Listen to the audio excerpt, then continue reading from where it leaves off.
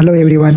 आज एनसीईआरटी का important chapter cell the unit of life को कवर करने वाले।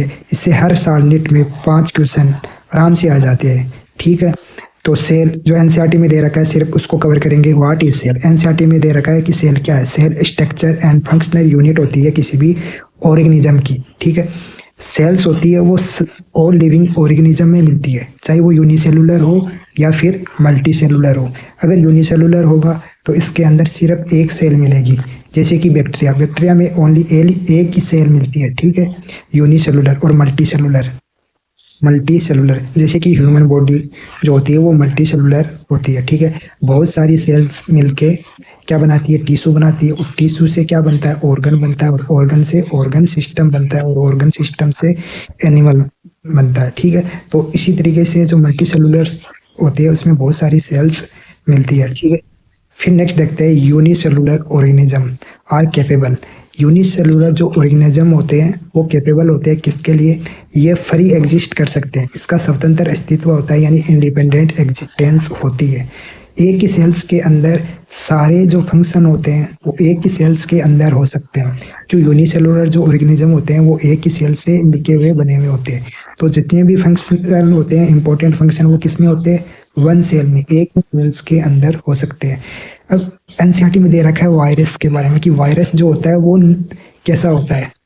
वायरस यूनिसेलुलर होता है या नहीं होता है? नहीं होता वायरस यूनिसेलुलर। ठीक है, क्योंकि वायरस के अंदर कोई सेल्स नहीं होती है, जिसकी वजह से वायरस का जो इंडिपेंडेंट एग्जिस्टेंस होता है वो नहीं होता है। वायरस का नहीं होता है। वायरस नॉन लिविंग होता है, होस्ट से बाहर होता है तो नॉन लिविंग होता है। इसके अंदर साइटोप्लाज्म नहीं होता है। अगर होस्ट में होगा तो लिविंग होगा वायरस। ठीक है, और इसके अंदर या तो डीएनए होता है या फिर आरएनए होता है। अब आगे एनसीईआरटी में दे रखा है फर्स्ट सेल। पहली जो सेल्स होती है वो किसके द्वारा डिस्कवर की गई थी? तो रॉबर्ट हुक ने सबसे पहले डेड सेल्स को देखा था। किसने देखा था? रॉबर्ट हुक ने। कौन सी सेल्स को? डेड सेल्स को। किसमें? कॉर्क में। फिर आता है एंट वॉन ल्यूवेनहोक। एंट वॉन ल्यूवेनहोक ने जो लिविंग सेल्स को सबसे पहले देखा था। फर्स्ट सेल के बारे में देखते हैं कि फर्स्ट सेल सबसे पहले लिविंग किसने देखी? एंट वॉन ल्यूवेनहोक ने। और रॉबर्ट हुक ने कौन सी सेल्स देखी थी? Dead cells. न्यूक्लियस की डिस्कवरी किसने की थी? रॉबर्ट ब्राउन ने। किसने की थी? रॉबर्ट ब्राउन ने। तो एनसीईआरटी में दे रखा है रॉबर्ट ब्राउन। आंसर आएगा रॉबर्ट ब्राउन अगर क्वेश्चन आया तो। फिर एनसीईआरटी में दे रखा है सेल थ्योरी के बारे में कि सेल थ्योरी किसके द्वारा दी गई थी। तो सेल थ्योरी को देने वाले 2 साइंटिस्ट थे, स्लेडन एंड स्वान। स्लेडन ने क्या बताया? स्लेडन जो थे वो बोटनिस्ट थे। और 38 में क्या बताया इसने कि जो प्लांट होते हैं, प्लांट, ठीक है, प्लांट की जो बॉडी बनी हुई होती है वो सेल्स की बनी हुई होती है। और सेल्स होता है, उसका जो ग्रुप होता है वो क्या बनाता है? प्लांट में प्लांट टिश्यू बनाता है। ये किसने दिया? स्लेडन ने। ये कंसेप्ट किसने दिया? स्लेडन ने। सबसे पहले स्लेडन ने क्या बताया कि जो प्लांट होते हैं उसकी बॉडी किसकी बनी होती है? सेल की। और सेल्स के जो ग्रुप है वो क्या बनाते हैं? टिश्यू। यानी प्लांट में क्या मिलता है? Plant tissue. ठीक है, किसने बताया? स्लेडन ने। किसने? स्लेडन ने। तो ये याद रखना, स्लेडन ने। अब स्वान ने क्या बताया? ठीक है, स्वान ने क्या बताया? तो स्वान कैसे, कौन थे? जूलॉजिस्ट। इन्होंने 39 में बताया था कि जो एनिमल्स होते हैं उसकी बॉडी किसकी बनी हुई होती है? सेल की। और एनिमल्स की बॉडी सेल्स की बनी हुई होती है। और सेल्स के बाहर की तरफ एक थिन आउटर लेयर होती है। बाद में पता चला कि ये आउटर लेयर जो होती है उसको हम क्या बोलते हैं? Plasma membrane. और साथ ही इन्होंने बताया, क्या बताया कि प्लांट जो होते हैं, प्लांट, ठीक है, प्लांट के जो सेल्स होती है उसकी बाहर की तरफ कवरिंग होती है और जो कि रिजिड होती है, जिसको हम क्या बोलते हैं? Cell wall. यानी जो स्वान थे और स्लेडन थे, दोनों ने ही क्या बताया कि जो एनिमल्स होते हैं और प्लांट होते हैं इनकी बॉडी किसकी बनी हुई होती है? सेल की मिलकी बनी हुई होती है। किसकी? सेल की। दोनों ने कॉमन थ्योरी दी। कौन सी थ्योरी? Cell theory. दोनों ने दी कॉमन थ्योरी। बाद में उन्होंने ऐड किया कि ऑल लिविंग ऑर्गेनिज्म, चाहे वो प्लांट हो या फिर एनिमल हो, किसके बने हुए होते हैं? सेल के बने हुए होते हैं। किसके? सेल के बने हुए होते हैं। लेकिन इस थ्योरी का कुछ ड्रॉबैक भी थे। उन्होंने नहीं बताया कि जो न्यू सेल्स आई थी वो कहाँ से आई। ठीक है, ड्रॉबैक क्या था कि नई सेल्स का फॉर्मेशन कैसे होता है, इन्होंने नहीं बताया था। ठीक है, बाद में आए थे रूडोल्फ विर्चो 55। रूडोल्फ विर्चो ने जो कंसेप्ट दिया था उसको बोलते हैं ओमनी सेलुला ई सेलुला। यानी इन्होंने बताया कि जो सेल्स होती है पहले से एग्जिस्ट करती है, उसके सेल डिवीजन से नई सेल्स बनती है। कौन सी सेल्स बनती है? नई सेल बनती है। किसके द्वारा? सेल डिवीजन के द्वारा। और नई सेल्स जो बनी है वो कैसे बनी है? पहले से ही एग्जिस्ट करने वाली सेल से बनी हुई होती है। ठीक है, इस तरीके से देखते हैं कि जो न्यू सेल्स बननी है वो पहले से एग्जिस्ट कर रही है, उस सेल से बनी है। और ये जो पुरानी सेल बनी है ये भी पहले से एग्जिस्ट कर रही है, उससे बनी है। ऐसे करते करते करते हम अगर पूरा कंक्लूजन निकाले पूरा, ठीक है, तो हम देखते हैं कि जो अर्थ पे सबसे पहले जो सेल्स बनी थी वो कैसे बनी थी। तो जो अर्थ पे सबसे पहले जो सेल्स बनी थी वो अपने आप बनी थी, क्योंकि उस टाइम जो इन्वायरमेंटल था वो रिड्यूसिंग एनवायरमेंटल था, यानी उस समय जो एटमॉस्फेयर में ऑक्सीजन नहीं थी, जिसकी वजह से इसको क्या बोलते हैं? Reducing environment.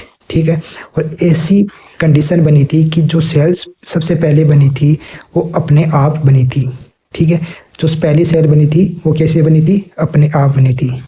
तो उस पहली सेल का हम नेचर कैसा बताते हैं? De novo. कैसा बताते हैं? De novo. डी नोवो का अर्थ क्या होता है कि तो अर्थ पर जो पहली सेल बनी थी वो अपने आप बनी थी। ठीक है, इसका मीनिंग यही होता है। अगर आपसे क्वेश्चन पूछ लिया जाए कि माइटोकॉन्ड्रिया का ओरिजिन डी नोवो होता है, तो माइटोकॉन्ड्रिया का जो ओरिजिन होता है वो डी नोवो नहीं होता है, क्योंकि माइटोकॉन्ड्रिया जो होता है वो पहले से बने हुए माइटोकॉन्ड्रिया के डिवीजन से बनता है, वो अपने आप तो नहीं बनता है माइटोकॉन्ड्रिया। ठीक है, ये एनसीईआरटी का डीप कंसेप्ट है, आप इसको वेरी वेरी इंपॉर्टेंट लगा लेना, वेरी वेरी इंपॉर्टेंट।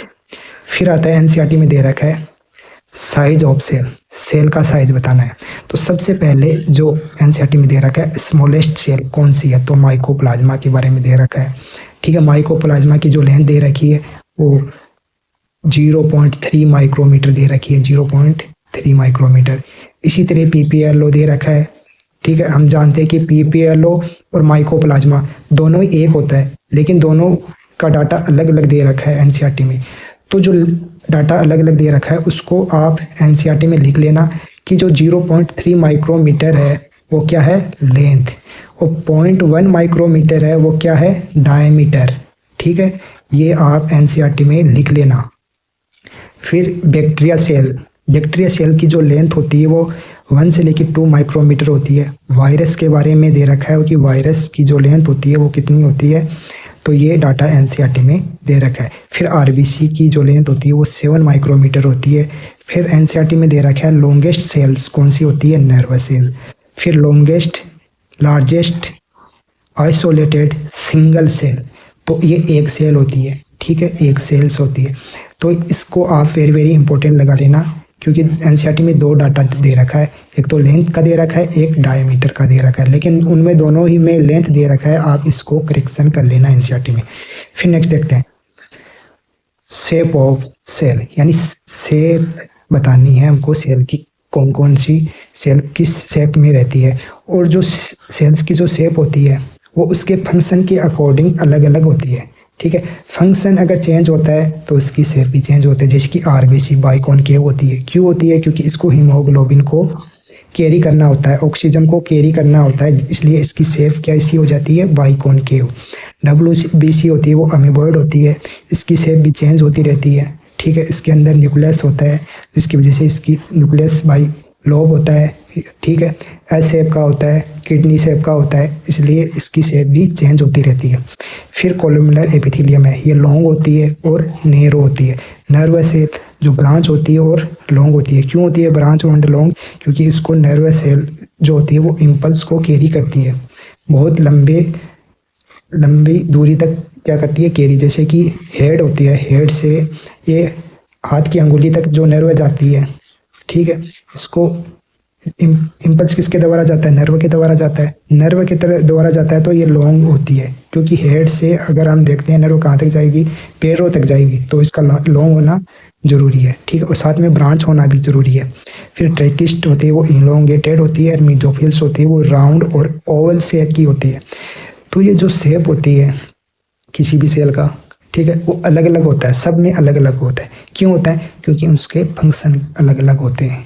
ठीक है, वेरी वेरी इंपॉर्टेंट, फंक्शन अलग अलग होते हैं। सबका शेप एक जैसा नहीं होता है, ये ध्यान में रखना, सबका फंक्शन एक जैसा नहीं होता है, इसलिए शेप भी एक जैसी नहीं होती है। फिर आता है सेल्स के बारे में कि हम सेल्स के बारे में देखते हैं कि जो सेल्स होती है वो कैसी होती है। सेल्स प्रोकैरियोटिक होते हैं और यूकैरियोटिक होते हैं।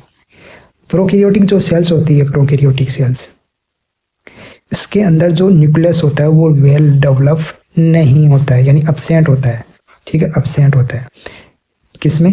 प्रोकैरियोटिक। यूकैरियोटिक, यू का मतलब सही, कैरियोटिक मतलब न्यूक्लियस, यानी न्यूक्लियस वेल डेवलप होता है। ठीक है, कैरियो का मतलब न्यूक्लियस होता है।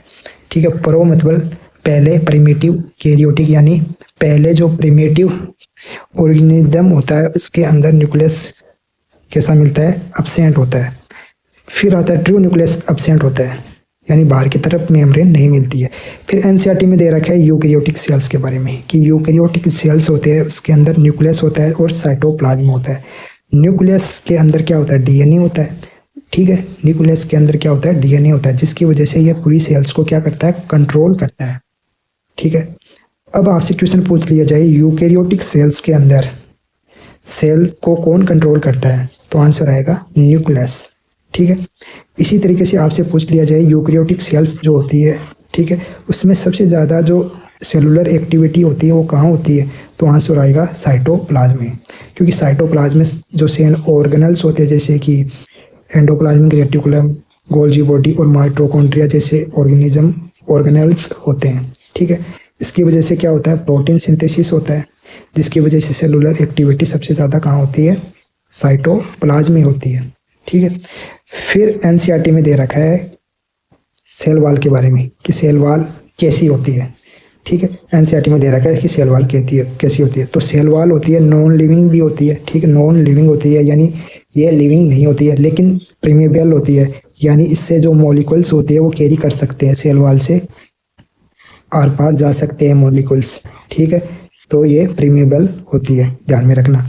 सेल वॉल होती है किस किस में? प्लांट में होगी, एल्गी में होगी, फंजाई में भी होगी और बैक्टीरिया में होगी, लेकिन एनिमल सेल्स में नहीं होती है, माइकोप्लाज्मा में नहीं होती है।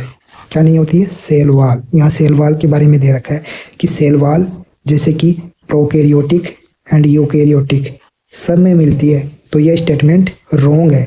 ठीक है, सेल वॉल के बारे में अगर स्टेटमेंट आए कि ये प्रोकैरियोटिक एंड यूकैरियोटिक दोनों में मिलती है तो ये गलत हो जाएगा, क्योंकि प्रोकैरियोटिक माइकोप्लाज्मा में नहीं मिलती है लेकिन बैक्टीरिया में मिलती है। ऐसे यूकैरियोटिक एनिमल्स में नहीं मिलती है लेकिन प्लांट में मिलती है। तो इस तरीके से आपसे क्वेश्चन पूछा जा सकता है। अब सेल वॉल किस किस की बनी हुई होती है, किस किस में? तो प्लांट के अंदर जो सेल वॉल होती है वो इसके 4 कंपोनेंट होते हैं, जैसे कि सेलुलोज होता है, हेमी सेलुलोज होता है, पेक्टिन होता है और प्रोटीन से मिलकर हुई बनी होती है।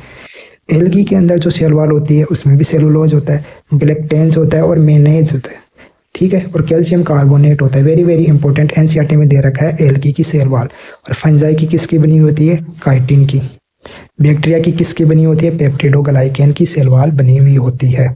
वेरी वेरी इंपॉर्टेंट है ये, आपसे मैच द कॉलम वाले क्वेश्चन पूछ सकते हैं। ठीक है, तो इसको आपको कवर करना है। फिर एनसीईआरटी में दे रखा है कि प्राइमरी जो सेल वॉल होती है, प्राइमरी सेल वॉल और सेकेंडरी सेल वॉल के बीच में क्या होता है? मिडल लेमिना होता है। ये क्या काम करती है कि दो सेल्स को आपस में चिपकाने का काम करता है। और किसकी बनी हुई होती है? कैल्शियम एंड मैग्नीशियम पेक्टेट की बनी हुई होती है। ठीक है, ये चिपकाने का काम करता है, इसलिए इसको हम क्या बोलते हैं? प्लांट सीमेंट भी बोलते हैं। क्या बोलते हैं? Plant cement. अब एनसीईआरटी में ये दे रखा है कि प्राइमरी जो सेल वॉल होती है और सेकेंडरी सेल वॉल होती है, इसमें ग्रोथ करने की कैपेसिटी किस में होती है? तो प्राइमरी जो सेल वॉल होती है वो थिन होती है यानी पतली होती है, इलास्टिक होती है यानी लचीली होती है और साथ में ये ग्रोथ भी कर सकती है। ठीक है, इसमें ग्रोथ हो सकती है। सेल वॉल अगर प्राइमरी सेल वॉल है तो सेल ग्रोथ कर सकती है, लेकिन अगर सेल के बाहर की तरफ सेकेंडरी सेल वॉल आ जाती है, ठीक है, तो ये मोटी होती है, रिजिड होती है, जिसकी वजह से ये सेल ग्रोथ नहीं कर सकती है क्योंकि ये रिजिड होती है। ये कंसेप्ट आपको ध्यान में रखना है। फिर सेल वॉल के बारे में दे रखा है एनसीईआरटी में।